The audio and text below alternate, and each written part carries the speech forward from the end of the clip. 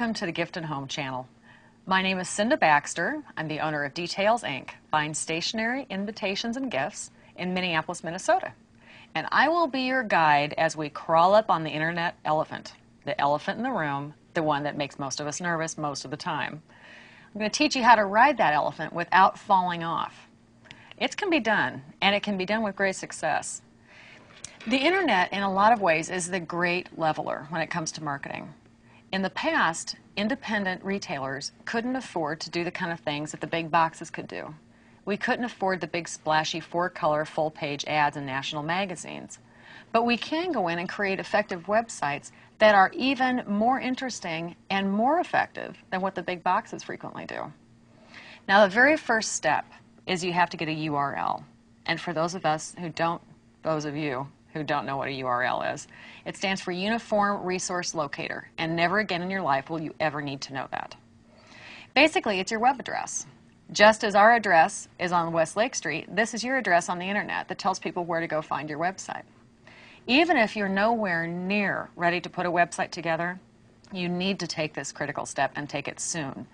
Unlike 10 or 15 years ago, when it was relatively easy to get a store name because no one else had it yet, what's happened over time is names have been gobbled up, either by other businesses with similar names or by some enterprising young souls or old souls who go in and just buy up names lickety-split and essentially hold them hostage for whoever the highest bidder is.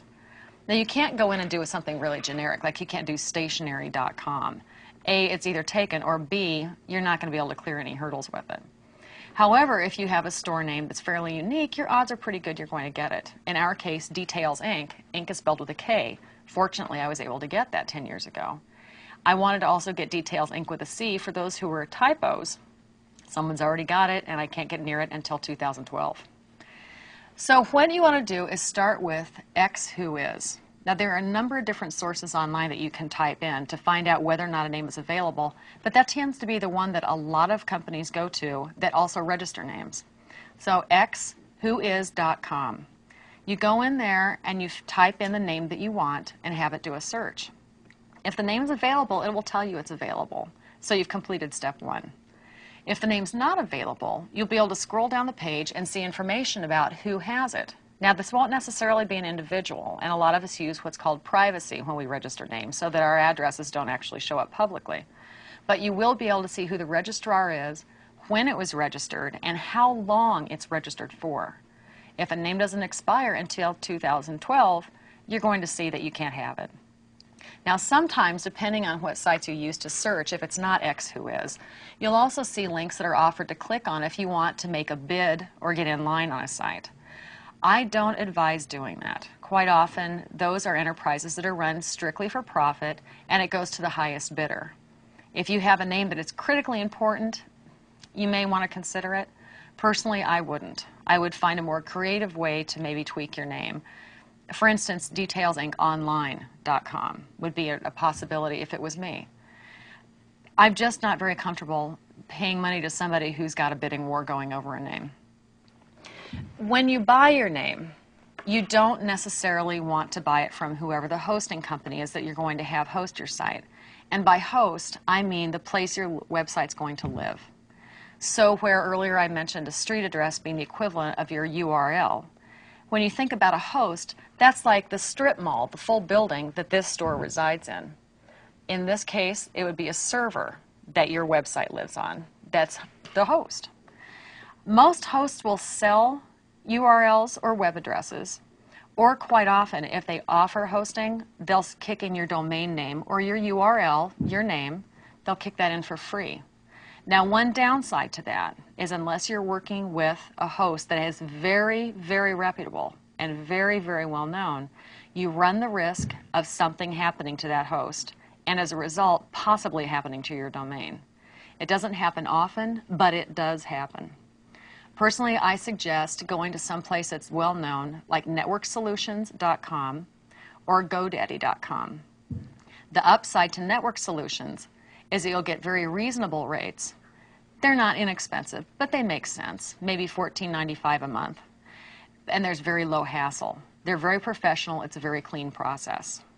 If you go to someone like GoDaddy.com, you'll get a cheaper rate, But as you're signing up and completing the transaction, you're going to go through screen after screen after screen of add-ons and tack-ons. They're going to keep asking if you want to add. Personally, I don't have the patience for it, but it does save you a couple of dollars. Now, back to the host. You've got to figure out where your website's going to live when you eventually get ready for that. You want to do some research on this, and a really good research tool is webhostingunleashed.com. These guys are amazing. You can go in and you can search the most popular hosts, you can search specific hosts by name, you get all sorts of feedback written by people who have used those hosts, positive and negative both. The worst you can possibly use for a host is whoever your ISP is. So for instance, your cable company. Typically they are not going to give you the most competitive rates. Quite often, depending on whether or not it's a large company, one in particular comes to mind that really focuses on DSL, they offer great service for residential service, but for business, it's hard to get somebody who's here in the U.S. if you have a question. If you're looking at hold times of 35 and 45 minutes, that's valuable time to you and time that you don't want to waste. You also want to try out any support phone numbers on a host that you're considering. They'll all have their numbers listed on their websites. Call them up. Make sure you can understand them. Find out how long it takes them to answer the phone. Tell them that you're just kind of interested in shopping around and you just wanted to touch base and see what kind of support they offered. You definitely want to do your homework because in the end it's going to get you a better host. Now mine I love. It's a company called InMotionHosting.com, and look them up on the Web Hosting Unleashed site. They get very, very good reviews and they have been incredibly easy to work with. Whenever I need somebody in support, I can pick up the phone and I get somebody here in the U.S. who speaks beautiful English and can walk me through anything, no matter how complicated or how simple, with no hassles. They're easy to talk to. You can get their first names, and if you have more questions, call back, and often get the same person back on the phone. Their prices are great to back up the great service, so it's tough to miss with them. Now, when you start shopping around on hosts, you're going to start seeing terms like disk space and bandwidth. Don't sweat it. If you have a site that you're going to launch that's going to have 500 products for sale on it, you're going to need to know about those things, but odds are you've already hired a web designer or a webmaster who's going to be tackling those questions for you. For most of us that are independent retailers, that's not an issue.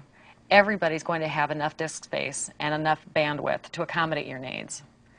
You want to call the support line, as I mentioned, just to kind of touch base with them, make sure you can understand them, make sure that they can talk to you using terminology you can understand. It's not just a matter of whether or not it's a phone call that's still here in the U.S. It's a matter of whether or not somebody starts talking about packets and you don't know what a packet is. You want to be sure that they can then say, okay, here's what a packet is, and explain it to you in a way that you understand. You want to be realistic as you're doing your homework, too. Yes, you will see hosts that are going to offer $5 a month. But keep in mind, this is a case of you get what you pay for. Chances are, if you find something that dirt cheap, there will be a lot of downtime where your site will not be online. Typically, you're going to find prices are going to float right around the $10 point and up, depending on what you're looking for. And in most cases, a starter site will qualify right into that price range. It may be anywhere from 5 pages to 50 pages. In some cases, 200 pages will be a starter site. Think about what you really need. 5 pages is pretty snug. 500 is over the top for most of us. Odds are you're going to fit into what just about anyone will call a starter site. You want to consider your contract length too. Quite often you'll see contracts are put together in 12-month increments. That's realistic if it's a company that's, again, well established, that gets good reviews. If it's a smaller company you don't know anything about, you might want to ask if they have a 6-month option, or even go month by month for a few months. You can always upgrade and add on later. They're not going to tell you that they won't take your money. If you decide you want to go month to month, give it 6 months, and then you decide you want to sign a 2-year contract, you've got the freedom to do that without any problems. Now it's time to get a designer. This is the part that really confuses people a lot, in great part because the word designer is a little confusing. Now, me as a graphic designer, and I've been doing graphic design for 25 years, I consider design something that's very visually appealing, something that's interesting and colorful and is design-driven. Where in this day and age, a web designer typically has the strong suit of being able to write elegant code, or the stuff that we don't see when we look at the screen. It's the zeros and the ones and all the things that make the magic happen on screen. Designers may fall into one category or the other. Rarely, but occasionally, you find somebody who can wear both hats equally comfortably. When you talk to someone who's a web designer, you want to ask them if they're the one creating their own graphics, if they're the one who have laid out the pages, or if they're using a template. And templates are something that are available through a zillion different companies. You may decide in the beginning that you're going to use a template that's provided by your host once you've hired your host, where they give you all sorts of different options and different page layouts, and you just go through and click the different fields and add the content that you need to add. It's very simple, typically very user-friendly. And again, you can pick up the phone and call tech support and have them walk you through whatever you don't understand. With a designer, if you're hiring a designer, though, you want to be clear about asking them if they're using a template or if they're doing original work. And if they are doing original work, if they're doing it solely for your site, or if that same design is also being used in other websites for other clients, regardless of whether it's across town or across the country. You want to be sure to ask the host if they're providing graphic design services, what they charge, and how those charges are impacted as you make changes in different pages in the future, whether it's using a template or your own designer through the host. Be sure either way to look at things that they've designed. Ask for a long list, similar to when you would ask somebody for a list of references. Go look at the websites and don't just look at the visuals and think about whether or not they're appealing, but click on the links and make sure all the links go where they say they're going to go. If you find a site that looks beautiful, but you click on the link to contact them and then you get a white screen that says 404, that means that there's no page there to go to. And don't worry about codes like 404. It's not going to factor into any of this at all. Now, when it comes to cost, people often ask me, what does a web designer charge? What's realistic? That is the big question I don't have an answer for. It's similar to someone asking me, what does a two-bedroom house cost if it's in St. Paul, Minnesota? Well, that's a pretty broad range. It depends on what else you're comparing it to as far as whether or not it looks like it's a reasonable price. Talk to a number of different designers at different design sources, look at what they offer, and then just comparison shop. It's the best thing that you can do. Keeping in mind, get what you need, don't over-purchase initially. You can always add on later. But definitely compare a number of numbers to find out what's going to be realistic. When it comes to digital art and photos for your site, you want to ask your vendors what they have available and what they can share with you. You want to think about whether or not there are things that maybe you can shoot. If you're comfortable with a camera, that may be a possibility too. And I've been shooting 35mm for years and decided that I wanted to give it a shot and try my own. So in the end, I've got a whole mini studio set up in my basement at home, complete with a great big photographer's cocoon and lights now, and I actually have a blast doing it. Ask a friend if there's a friend you have that's really good with a camera and see if maybe they can do some of the product shots and some of the shots in your store. You want to bring some of that into your website to give people an idea. This is the ambiance. This is who we are. Also talk to whoever's designing your advertising and your marketing pieces. They may be able to help you out with design. If not actually writing code so that it can be put on the internet, maybe they can lay out things on paper that you can hand to a web designer who can then translate that picture into a digital format. These are elements that are all the very beginning steps of getting a website put together. And I know it sounds complicated and it sounds like a massive amount of work. But the reality is, if you follow the steps one by one and ask the right questions, you can get a hold of this pretty easily and ride the elephant in the room without falling off. So sit tight. We're going to jump into steering clear of the dark side next and tell you where all the potholes are that you don't want the elephant to step in. I'm Cinda Baxter. Thanks for watching.